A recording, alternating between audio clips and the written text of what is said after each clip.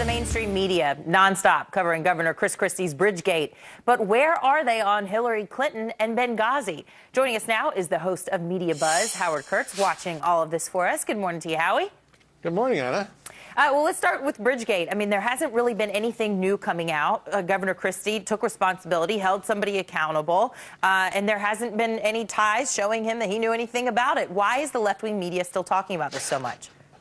Well, I would have agreed with you until yesterday. It seemed to me the story really was moving into overkill territory. But there is now allegation from the mayor of Hoboken that Governor Christie, or his people, I should say, threatened to withhold Hurricane Sandy relief funds from her city because she wouldn't back a real estate project that the governor's office was pushing very heavily. Still, the governor's office pushing back against MSNBC really hard with a statement yesterday saying that it's a partisan network that is gleefully reporting all these stories, that is openly hostile to the Republican governor. And so that's become kind of a sideshow in this thing. Okay, but even still, I mean, that is a significant development. You're right. But it's about traffic, right? Bridgegate is about traffic. Benghazi, 4 innocent Americans killed, and there has been no accountability, nobody fired. There we still have a lot of unanswered questions. And how come Hillary Clinton hasn't been taken to task on this by the media?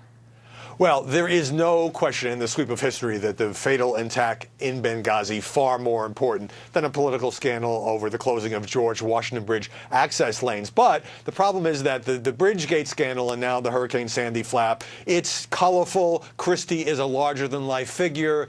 It's a news story. And obviously because Christie, a potential 2016 contender, that's why the national press, let's face it, is so into this. With Benghazi, as important as it is, it's complicated. It's murky. It's been going on for 16 months. It did kind of make a little bit of a comeback out of this week when a bipartisan report by the Senate Intelligence Committee said the attack could have been prevented and criticized the Obama administration and, by extension, Secretary of State or former Secretary Hillary Rodham Clinton in other ways. That brought it back into the news, but it doesn't stay in the news day after day the way the Christie story does. Howie, your show, Media Buzz, today on at 11 a.m. and 5 p.m. right here on the Fox News channel. Who do you have on the show? What are you talking about today?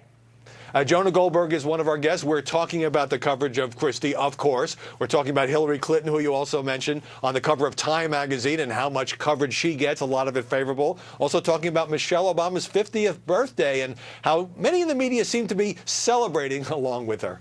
All right. Howie, thank you so much for your time today. Have a good Sunday. Good to see you.